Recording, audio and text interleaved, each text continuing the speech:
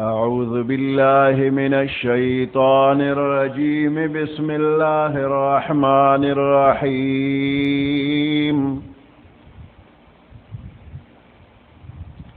وإن خفتم ألا تقسطوا في اليتامى فانكحوا ما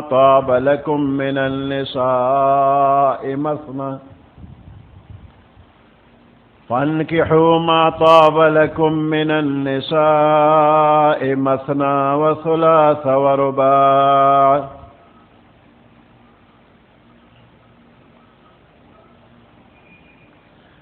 فإن خفتم ألا تعدلوا فواحدة أو ما ملكت أيمانكم ذلك أدنى ألا تعولوا وآتوا النساء صدقاتهن نحلة فإن طبن لكم عن شيء منه نفسا فكلوه هنيئا مريئا صدق الله العظيم.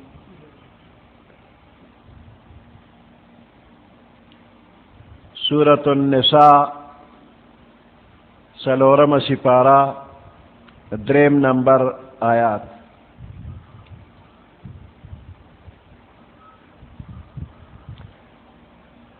وَإِنْ خِفْتُمْ أَلَّا تُقْسِطُوا فِي الْيَتَامَى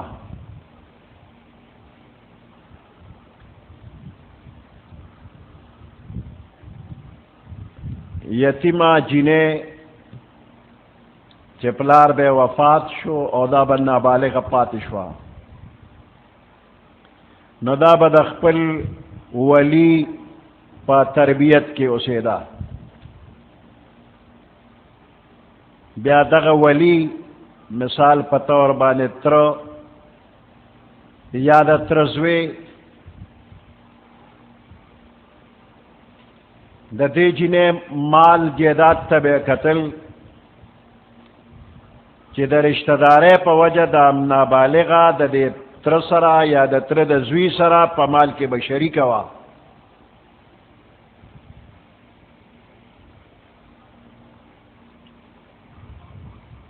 نو دو صورت پیش کېدل یو دا چې د دې ماشومې جنې دا ولی دا سرپرست د ده به د دې جنې حسن او جمالم خوښو او د دې مال به خوښو نو په معمولی غوندې مهر به ورسره نکاح وکړله او د دې جنې خو بل څوک تپوس پوښتنې والا ونه چې د دې حق وغواړي نو په معمولی مهر باندې به ځان ته په نکاح کړله که د تره زوی نو ځان ته به په نکاح کړله که ترو نو زوی ته به په نکاح کړله او د ماشومې خو به څوک تپوس والا ونه نو معمولی مهر باندې به په نکاح کړه کله به داسې وشو چې د دې یتیمې جنې حسن او جمال خو به خوښ نو خو دا ولی په زړه کې به دا خیال راته که بل چاله په نکاح ورکما نو د دې د مال تپوس پوښتنه به رانه کوي او د دې مال به زما د قبضې نه وځي نو دویم شریک به را سره په مال کې پیدا شي نو د دې مصلحت په وجه باندې خوښه به نه وه خو په نکاح به یې کړله دې جنې سره به یې څه مینه نه وه خو د مال د وجې به یې په نکاح کړله نو الله پاک دا آیاتونه راولېږل چې که تاسو سره دا یره او خطره وي چې د یتیمو جنکو په باره کې به تاسو انصاف ونه کړی شئ د دوی د مهر او د دوی سره د ښه سلوک معامله کې به درنه کوتاهي وشي نو دوی سره نکاح مه کوئ بلکې نورې زنانه چې تاسو له کومې جایزې دي او ستاسو خوښې دي هغه په نکاح باندې واخلئ نو دو په نکاح والے درې په نکاح والے سلور په نکاح والے نو سړی د پاره اصل سړی د پاره د سلورو بیبیانو اجازت ملو شو او د غلام د پاره د دوو بیبیانو اجازت ته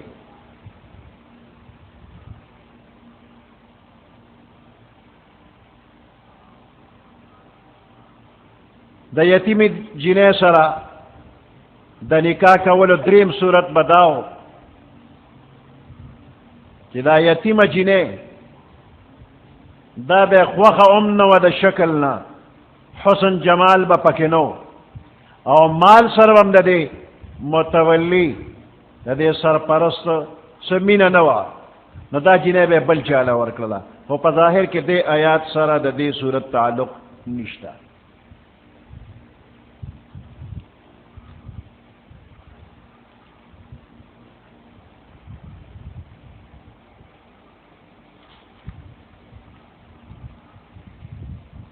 وَإِنْ خِفْتُمْ أَلَّا تُقْسِطُوا فِي الْيَتَامَى کچره تاسو یریږئ الله تقسطوا چې تاسو به انصاف اونکړئ شئ فی الیتامى د یتیمانو په باره کې د پیغمبر علیہ السلام زمانه کې واقعه داسې پیښه شوې وه چې د یو سړي زیر نگرانی یتیمه جنۍ وه او د هغې باغ و نو دا یتیمه جنۍ په دغه باغ کې شریکه وه نو دغه سړي د دغه یتیمې جنۍ ځان سره نکاح وکړله او جنۍ له مهر ورکولو په ځای باندې د هغې باغ یې ځان ته کړ دې له څه مهر کې ور نه کړل او د هغې هغه باغ یې ځان ته کړ نو الله آیات راولېږه وَإِنْ خِفْتُمْ أَلَّا تُقْسِطُوا فِي الْيَتَامَى کچره تاسو یریږئ چې انصاف به اونکړئ شئ د یتیمانو په باره کې فَانْكِحُوا نو په نکاح باندې واخلئ ما طاب لکم ما اغا طاب لکم چې ستاسو دپاره حلال دي من النساء د زنانونه چې کومې زنانه ستاسو دپاره نکاح کول حلال دي اپا نکاح واخلئ ما طاب لکم یا ما طاب په معنی د پسندیده چې ستاسو کومې خوښې دي نو هغه ځان له په نکاح باندې واخلئ ما طاب ما حل حسن بصری رحمت اللہ علیہ ابن جبیر رحمت اللہ علیہ ابن مالک رحمت اللہ علیہ دا ما طاب تفسیر کئی پا ما حل سرا یعنی کمی تیر حلال دی او بعض نور حضرات ما طاب لفظی معنی پسندیدہ اخلی نو دے دوارو معنی کے تضاد نشتا کہ کمی حلال دی او کمی دے خوخی دی ناغذان لپا نکاح واخلا یو نا دعا درے سلور خوکا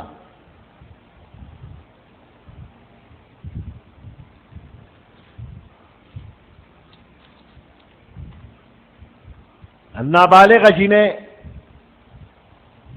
چې پلار وفات شو او دا نابالغ ده نو دې ته یتیمه وایي نو د یتیمې جنې اختیار ولی سره وي د نابالغ والی په زمانه کې د دې اختیار ولی سره دی چې پلار نی نو نیکه ولی دی د تره ولی دی د تره زوی ولی دی رور ولی دی رواره ولی دی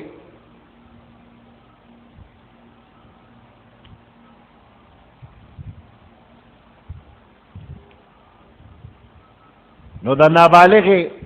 ولی ته اختیار وي د ماشوم والی په زمانه کې البته د دې ماشومې مصلحت ته کتل پکار دي آینده خیر ښېګړې ته کتل پکار دي داسې نه چې د کم عمر هلک وي او یو زړه هغه ورته په نکاح کړی شي دا څه په لالچ باندې د جنۍ سره مال دی نو دا به بهر لاړ شي نو مال به لاړ شي یو ماشوم ته په نومې کې دا د فلانی ماشوم شوا د جنې عمر زیات وي او الک ولا یو ماشوم پاک نو د عمر مناسبت ته کتل پکار دی او داسې هم نه چې یو ماشومه جنې پاتې وي او چې ته د پلار رمزولې ولا وګورې هغه ته یې ورکي نو د دې ماشومې یتیمې آینده ژوند ته کتل پکار دی د عمر مناسبت پکار دی د پیغمبر علیہ السلام لور بی بی فاطمه الزهرا رضی الله تعالی عنها د 15 کالو وا ابو بکر صدیق رضی الله تعالی عنہ اغسطلا پیغمبر علیہ السلام ورنکړلا عمر فاروق رضی الله تعالی عنہ اغسطلا پیغمبر علیہ السلام ورنکړلا دا الله حکم مو ورکوا علی رضی الله تعالی عنہ کشرو شرمیده خو هغه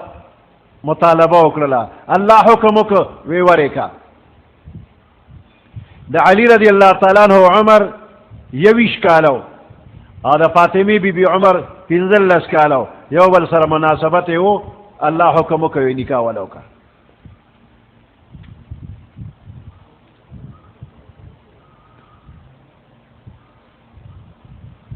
بالغ جنې چې پلار وفات شوی دی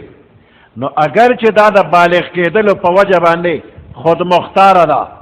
د نکاح باره کې اختیار شته خو جنکې د حیا د وجه نه عادتا خپل نکاح په خپل باندې نه کوي خبرې نه کوي نو د خپل ولی او د وارث په ذریعه باندې نکاح کوي نو ولی له پکار دی چې د دې یتیمې یا د دې بالغې جنې خیال وساتي حق تلفی نے پریزو کی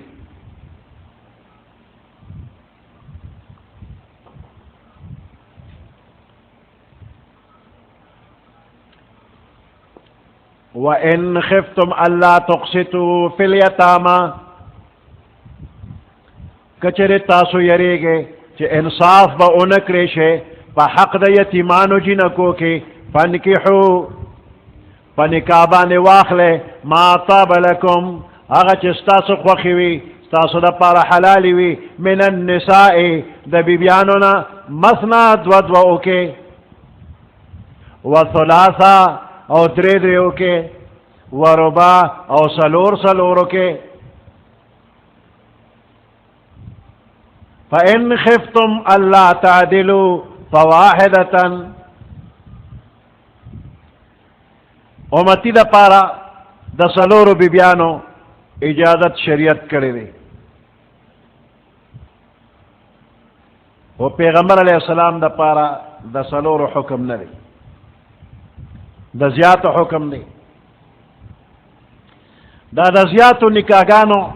مسئلہ یواز زمانگ دا شریعت نرا زمانگ دا شریعت اسلامی نمخ کے گنی بیبیانے پا مختلف اوقاتو کے مختلف وطنونو کے شویری طولو مذہبونو کے گنی بیبیانے جائز ہوئی عرب ہندوستان ایران مصر بابل وغیرہ دے کے بخل کو گنے بیبیانے کولے دا یورپ خلکو دا گنو بیبیانو کولو باندے پابندی لگولو کوشش اکر اور آگے نتیجے خراب رہوتلے نو آخر کے فطری قانون اپ غالب شو نو غیر مسلم پوہان اغوی دا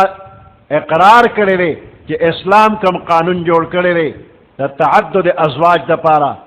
مناسب دے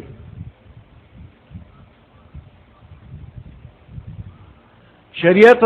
دا گنو بیبیانو اجازت اکو خو پابندی پکے او لگو لچے دا سلورو نزیات نا او بل چے سلور بیبیانے سوکئی نا اغا پورا حق ادا کئی پا ہر لحاظ باندے حق با ادا کئی نو اسے نا چے سڑے گنی بیبیانیو کی او بیا وطن گوری بیا حق نا ادا کئی او عدل و انصاف شریعت پدے بانے تاکید کرے رے چې دا چا دوه بیبیانې دي درې دي څلور دي نو دوی به عدل او انصاف کوي او که عدل انصاف نشي کولی نو بیا یوه وکړه فإن خفتم ألا تعدلوا فواحدة یوه د اسلام نړوان دی عربو کې ګڼې بیبیانې به خلکو کولې دا آیات چې نازل شو دغه وخت کې یو سړی راغی غیلان ابن اسلمه ثقفي مسلمان شو دغه وخت کې د ده په نکاح کې لس بیبیانې وې هغه لس بیبیانې مسلمانانې شوې د پیغمبر علیه السلام د قرآني حکم مطابق دته حکم وکړو وی په دې لسو کې ځان له څلور خوښې که دا پرېږده او دا شپږ چې دی دې له طلاق ورکړه آزاد یې کړه د غیلان ابن اسلم ثقفي د الله د حکم مطابق څلور ځان سره پرېښوي او نور یې د ځان نه جدا کړي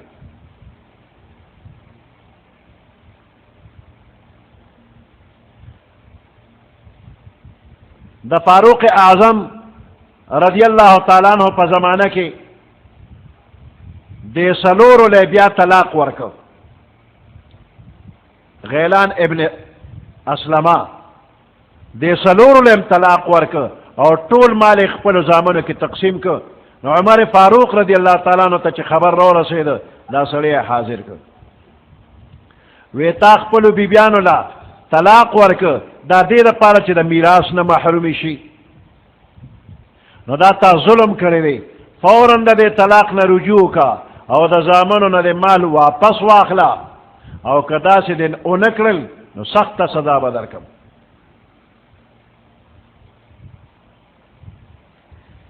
قیس ابن الحارث الاسدی رضی اللہ تعالی عنہ دی چې مسلمان شو وی زما په نکاح کې اته بیبیانې وې وی پیغمبر علیہ السلام ته چې مې ذکر وکړ راته وی چې څلور ته ځان سره وساته او دا باقي پرېږده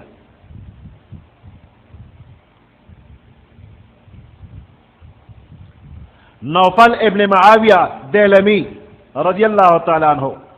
دی چې مسلمان شو د ده په نکاح کې 15 ښځې وې پیغمبر علیہ السلام ورته وفرمایل یوې له طلاق ورکړه نو د اسلام نه مخکې ډېرې ډېرې بیبیانې خلکو کولې او حد نو مقرر اسلام پکې د څلورو حد مقرر کړ اوس د پیغمبر علیه السلام دپاره څلور نه ډېرې دي نو د پیغمبر علیه السلام ذات مبارک سراسر رحمت او برکت دی او د پیغمبر علیہ السلام د راتلو دنیا ته اصل مقصد د خدای پاک حکمونه رسول د دې امت صفائی کول تزکیه کول د غټ مقصدو نو پیغمبر علیہ السلام د اسلام تعلیمات قولا او عملا په دنیا کې خواره کړي دي په خپل پیغمبر علیہ السلام خودنه به هم کوله عمل به هم کو نو د انسانی زندگی یوه شعبه هم داسې نه ده چې په هغې کې به د پیغمبر علیه السلام د رهبرۍ ضرورت نه وي یعنی هر وخت کې هر زمانه کې هر شعبه د زندگی کې د پیغمبر علیه السلام رهبری پکار ده نو که د سړو دپاره د جماعت د مانځه خبره ده نو هغې کې هم رهبري پیغمبر علیه السلام کوي او که د بیبیانو سره د تعلقاتو خبره ده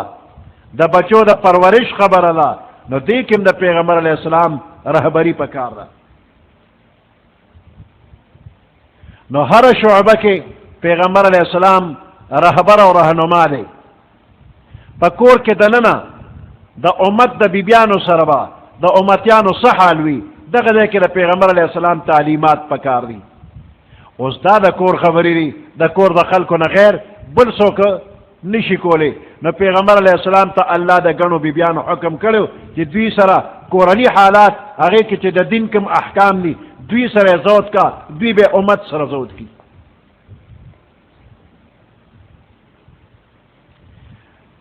نو کورنۍ مسئله بشمیره داغه تعلیم او تبلیغ ضرورتو نہ پیغمبر علیہ السلام گنی بی بیانی کری دی صرف عائشہ صدیقہ رضی اللہ تعالی عنہ نا احکام مسائل اخلاق آداب دے بارہ کے 2210 روایات راغلی دی 2210 روایات راغلی دی احکام پکیری مسئلے پکیری اخلاق پکیری آداب پکیری سیرت پیغمبر علیہ السلام پکیری ام سلمہ رضی اللہ تعالی عنہ 378 روایات دا دین راغلی دی اور ام سلمہ رضی اللہ تعالی عنہ اگے چکم فتوی جاری کری دی دا پیغمبر علیہ السلام دا وفات نرسو اگے نزان لا کتاب جوڑی گی اگے دومر فتوی جاری کری دے دا کمزے نزدہ کری دی پیغمبر علیہ السلام نا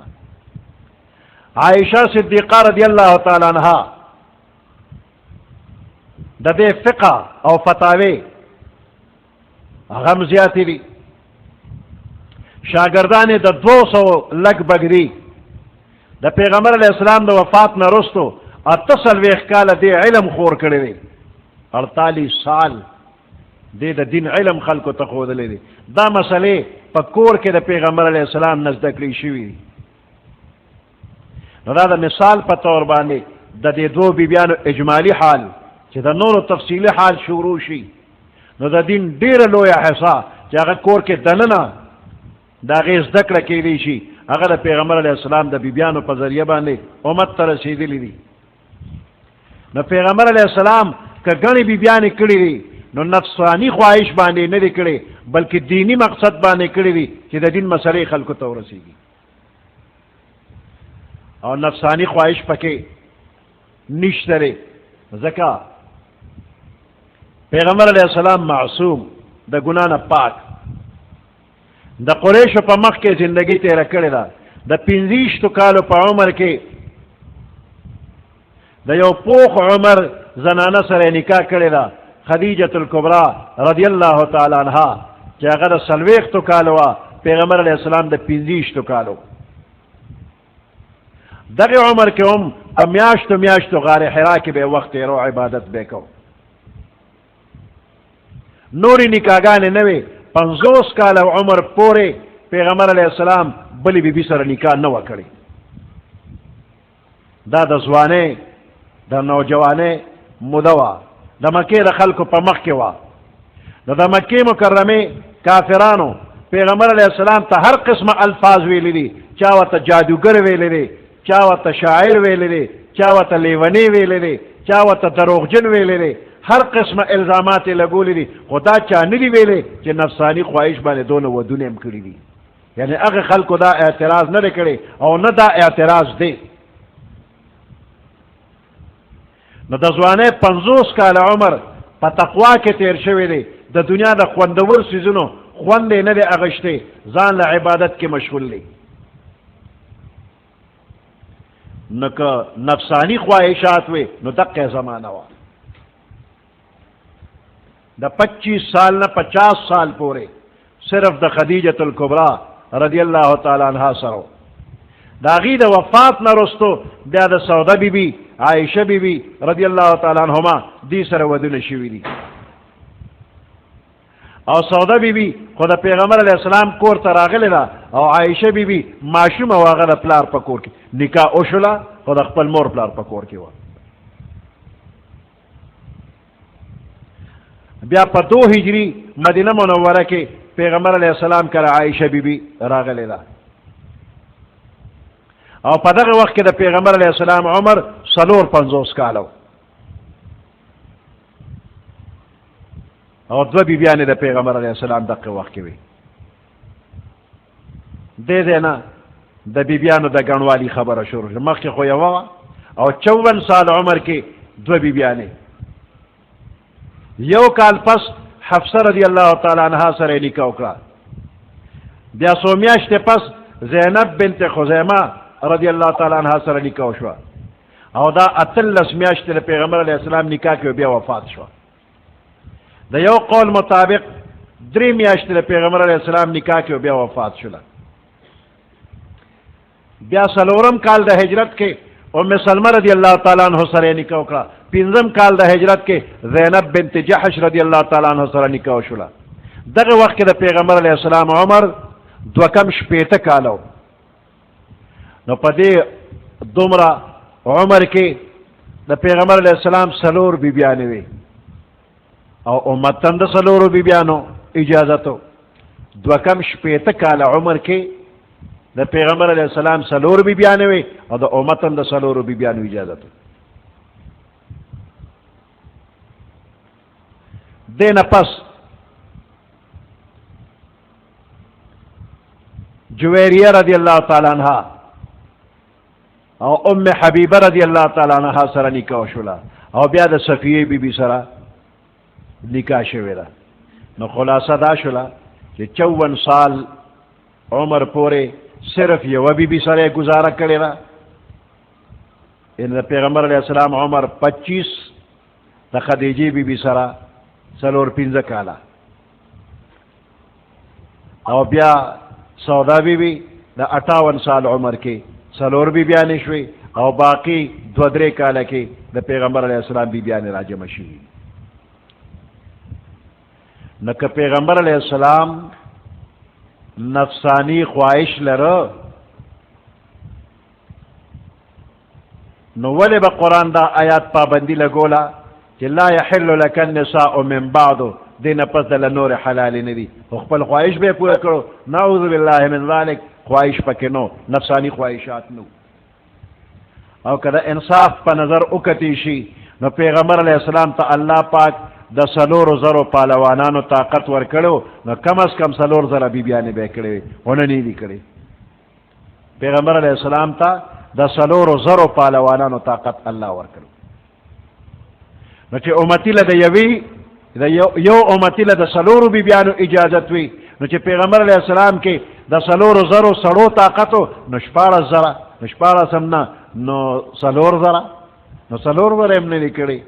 9 بیبیانې د پیغمبر علیہ السلام په نکاح کې وي. 2 وفات شوي وي نو ټول 11 شوي. دې نه زیاتې نه لیکړي.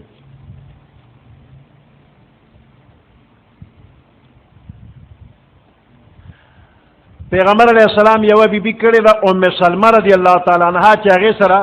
خپل ماشوم بچي عمر غلې د ابو سلمہ زوی. نو اوس د کونډې سره نکاح او هغه سره د بل مړ خاون بچي راتلل د دې هدایات اسلام سور کوي. نو که پیغمبر علیہ السلام نه وکړي نو امت ته څه پته لګېدلې وه. نو پیغمبر علیہ السلام د پرکټي پرورش هم کړی دی. دا د پیغمبر علیہ السلام پرکټی دی. ځان سره به یو ځای ډوډۍ ته کېنو. څوک به کېني داسې پردی بچي ځان سره یو ځای کېنو. نو دی وی عمر ابن ابي سلمہ نومې دی. وی پیغمبر علیہ السلام سره ناسم هر طرف ته مې په لوښي کې ګوتې والې. وی ادب یې راته وخو چې سم الله وکل بیمینک وکل مما یلیک. بسم الله ووایه، په ښي لاس خوره او خپلې مخې ته خوره. آداب یې ورته وښول. نو د پیغمبر علیہ السلام د ګڼو بیبیانو ډېر مقصدونه دي، دینی مقصدونه دي، د الله په حکم باندې کړي دي. وَإِنْ خِفْتُمْ أَلَّا تُقْسِطُوا کچره تاسو یریږئ چې انصاف به ونه کړی شئ فی الیتامی د یتیمو په باره کې فانکحوا نو په نکاح والی ما طاب لکم هغه چې ستاسو خوښې وي او تاسو له حلالې وي من النساء د بیبیانو نه مثنا 2 و ثلاثه او 3 و رباع او 4 فإن خفتم او کچره تاسو یریږئ الله تعدلوا چې تاسو به عدل او انصاف ونه کړی شئ فواحدة او ما ملکت ایمانکم نو بیا یوو کې که یریږئ چې انصاف به ونه کړی شي نو په یوه باندې اکتفا وکړه یا وینځه د هغې سره وخت تېروه. نو که د خپله وینځه وي نو د نکاح ضرورت نشته او که د بل چا وینځه وه نو د مالک په اجازت ورسره نکاح وکړه. بیا لازمه خبره دا ده چې کم سړی ګڼې بیبیانې کوي واجب دی په ده باندې چې خوراک سکاک به یو شانتې ورکوي، که پیسې وي یو شانتې به ورکوي، که جوړې جامې راوړي یو شانتې به ورکوي، او که شپه تېرول وي نو یو شانتې به وي، یوې سره م یو شپه بلې سره م یو شپه. او کم سړی چې دوه بیبیانې درې څلور بیبیانې وي او دې انصاف نه کوي د ده نیم بدن به فالج وهلی وي، د قیامت پر ورځ باندې مفلوج به وي.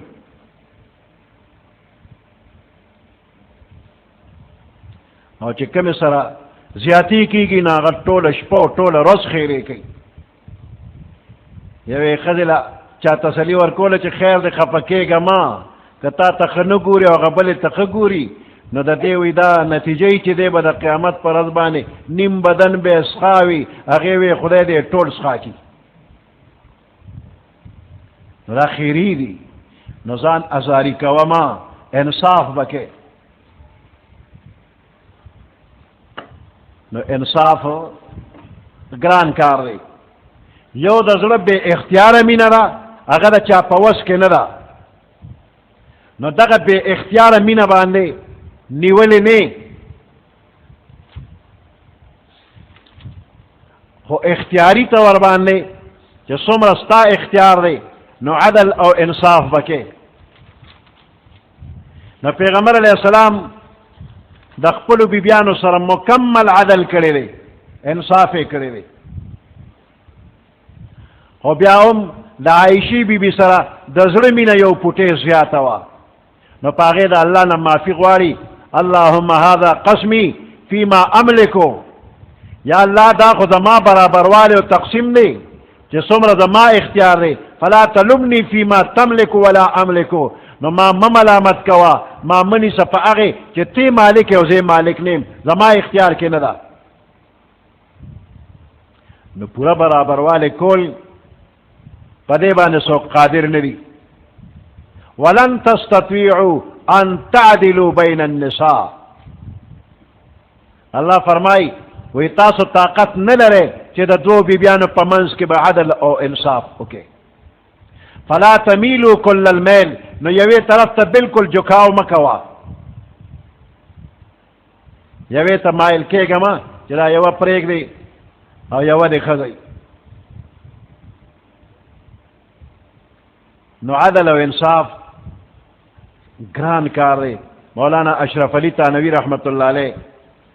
دوه بیبیانې وي، بچي نو د هغه دوه بیبیانې وي، نو هغه چې به کور ته څه شی راوړه یو تله یې ځوړنده کړې وه، میزان عدل یې هغې له نوم ایښی و، په تله کې به یې دواړو طرفو ته څیزونه واچول چې مساوي به شو، بیا به یو د یوې له ورکه بل بلې ده.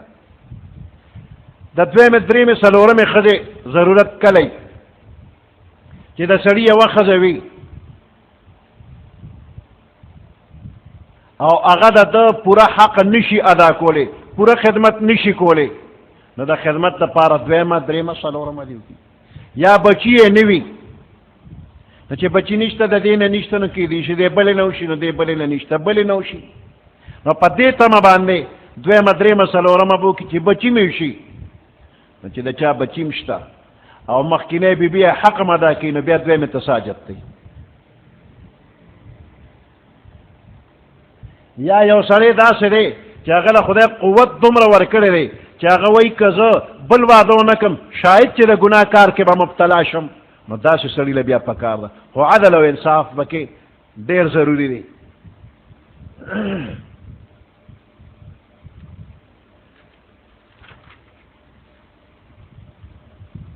فإن خفتم الله تعدلوا، کچره تاسو یریږئ چې عدل به ونه کړی شئ، فواحدتن بیا یو کې، او ما ملکت ایمانکم یا هغه وینځې چې تاسو مالکان یې، ذالک ادنا الله تعولو، دا د یوې سره نکاح کول یا وینځ ځان سره ساتل، الله تعولو قریب دا ادنا قریب دا اللہ تعولو چی تاسو با یو طرف تا جکاو اونکے ظلم با اونکے وآتوا النساء صدقاتهن نحلا ورکے دی بیبیانو تا صدقاتهن مہرون دا دی نحلا پا خوشالے باندے والا مہر ورکے بیبیانو تا مہر پا خوشالے باندے ورکا دا مہر دا بیبی دے حق دے او سڑے با مہر ورکی نہ دا جاہلیت پا زمانہ کے با ظلم دا کے دا چے مہر دا جینے حقو اغیل بے نہ ورکو بلکہ دا جینے چے کم مشرانو اغیل بے ورکو دا خاون نہ بے واقشتا نو دا سراسر ظلمو دا دے ظلم دا دفع دا پارا قرآن حکم رو لے گا وآتوا النساء صدقاتهن نحلا دے بیبیانو لے ورکے دے بی پلار لے مو ورکوا بعضی زینو کی زنانہ خرشی گی دا خرسول ظلم دے پدے دا پیسے اغشتل حرامی دی یو سڑی یو جنیو غستلا پخوانے زمانے خبر ادنو 3000 روپیو یو میخیتے غستا ناغا جرگا جوڑ اکللا چی 3000 روپیہ با ورکم خدا میخ دی ناخلی رانا نا جرگے مشروعی چی زوار علم نیما تا نصیحت شروع کو چی دا لور خور خرسولو پا دے پیسے اغشتل دا ظلم دی وی اگر آتے ہوئے چی والد دے ابای منگل چا سی را کرے واسر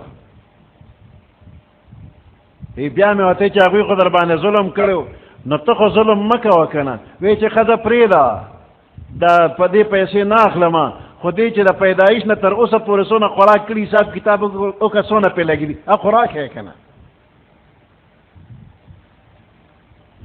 یا خیر کی میں وطوی چی دا حرام پیسے والے نو پا دے قبر کی با درز دروزوی وال تکول وی اے کنزلے ہوکی چی دا دے قبر دا سی دا سی اوکا چی پاگے کی درز دروزنی جاہل دا جہالت خبرے کولے نو جنکے خرسول حرام ناجائز وآتوا النساء صدقاتهن نحلا دے بیبیانو تا ورکا پلار لے ما ورکا خاون دا تیتی نما اخلا دے خزل مہر ورکا نو دے خزو نا دے دا مہر ندے تے پلار اخلی او ندے تے خاون اخلی او ندے تے سخر اخلی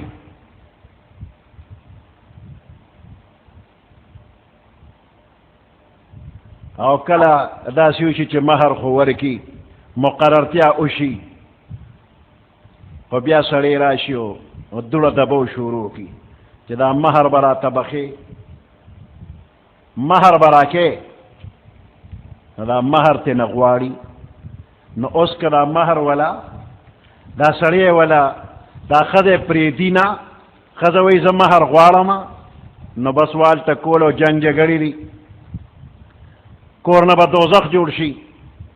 او کور کینو دا دیزل چوی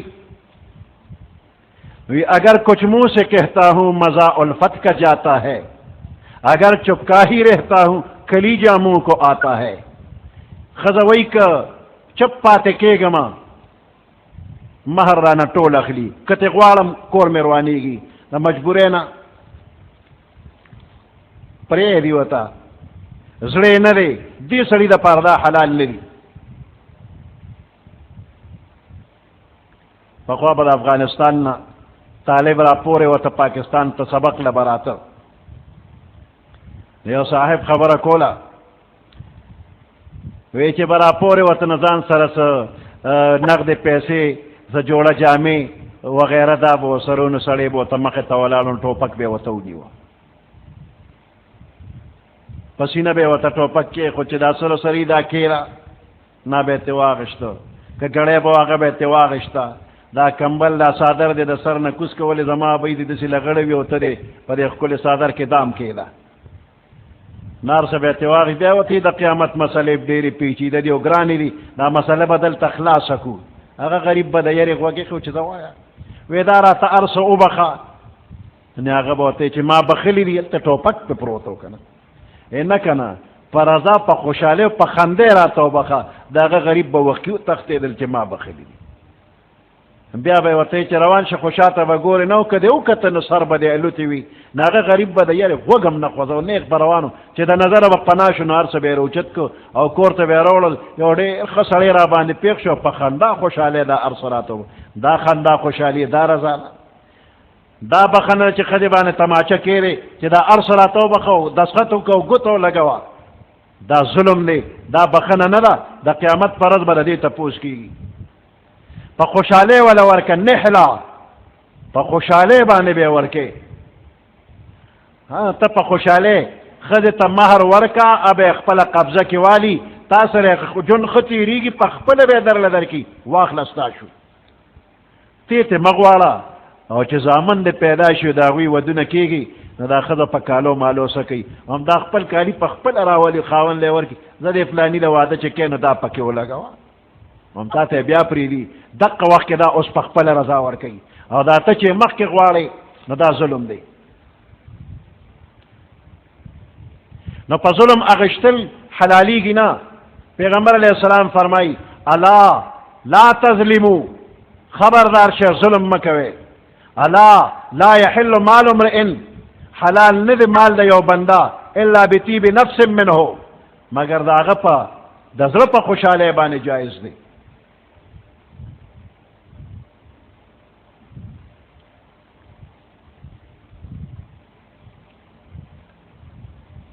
صدقات لفظ دا صدقات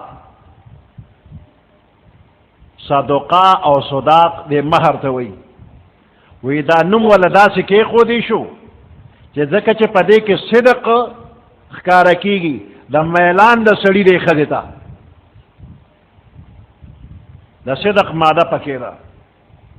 نو دا خاوند د خپلې بیبي ته په رښتیا باندې میلان ښکاره کوي د دې وجې نه ورته صداق ویلی شي کېږي نو که د ښځې په رضا په خوشحالۍ تعالی مهر درکړه فکلوه هنیئا مریئا نو خوش هضمه او خوشگوار خورا هنیئا په لغت کې داسې څیز ته ویلی شي چې بغیر د تکلیف او د مشقت نه حاصل شي نو دا د طعام صفت واقع شوی دی خوشگوار طعام داسې طعام چې د دې حاصلولو کې محنت مشقت نشته د حلق نه تیرېدو کې څه تکلیف نشته او بیا په اسانه باندې هضم شي جزو بدن جوړ شي رست تکلیف نه ورکوي وآتوا النساء صدقاتهن نحله ورکې دې بیبیانو ته مهرونه د دوی نحله په خوشحالۍ باندې فإن طبن لكم عن شيء منه کچره دوی پرېږدي تاسو ته څه شی د دې مهر نه څه حصه لګی څه پرېږدي یا ټول پرېږدي نفسا د زړه په خوشحالۍ باندې فکلوه هنیئا مریئا پس خورئ تاسو خوش هضم او خوشگوار چې اوس په تېرېدو کې تکلیف نشته رسته په هضمېدو کې تکلیف نشته سبحان ربك رب العزة عما يصفون وسلام على المرسلين والحمد لله رب العالمين اللهم ربنا آتنا في الدنيا حسنة وفي الآخرة حسنة وقنا عذاب النار وأدخلنا الجنة مع الأبرار يا عزيز يا غفار برحمتك يا أرحم الراحمين